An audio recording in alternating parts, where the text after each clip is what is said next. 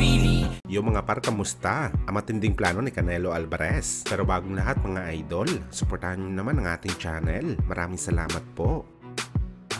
So marami nga po ang mga boxing fans at experts ang tinatadtad ng batikos ang super middleweight undisputed champion Canelo Alvarez. Dahil ilang taon na nito mga idol, iniiwasan ang kanyang mandatory challenger na si David Benavidez. At sa halip puro alibay at voluntary defense ang ginagawa ni Canelo para lamang makaiwas kahit papano kay Benavidez. Well mga idol, hindi naman dito sumang-ayon ng Mexican trainer na si Robert Garcia sa mga sinabi ng mga boxing fans na intensyon talaga ni Canelo na iwasan si David Boy. Dahil ayon sa source ni Robert Garcia mga idol, pinipilit daw ni Canelo na maging kauna-unahang boxer na billionaire sa boxing sports. Kaya ang ginagawa nito mga idol, lalaban sa fighter na alam niya na hindi siya masyado masasaktan sa bakbakan. Nagumpisa lang daw mga idol ang plano ni Canelo nung natalo siya kay Dimitri Bivol sa bakbakan. Aniya hindi niya daw magagawa ang kanyang target kung matatalo palagi siya sa laban. Dahil obviously naman mga idol, nabababa ang kanyang value bilang isang boxing superstar. Kaya sinimulan daw ni Canelo na lumaban sa mga fighter na hindi masyado makakadurog sa kanya sa bakbakan. Kagaya na lang mga idol sa huling kinalaban nito na si Golovkin at Charlo. Hindi naman daw sa takot si Canelo na lumaban kay Benavidez mga idol. Sa totoo lang daw mga idol, at ito lumaban sa kapwa niya Meksikano. Pero mas matimbang pa rin daw ang business side sa kanyang sarili para matupad nito ang kanyang pinapangarap, ang maging billionaire boxer na kahit sino man daw na boxer hindi nakaabot sa ganitong record. Kahit pa ang tinagurian na pay-per-view king na si Mayweather Jr.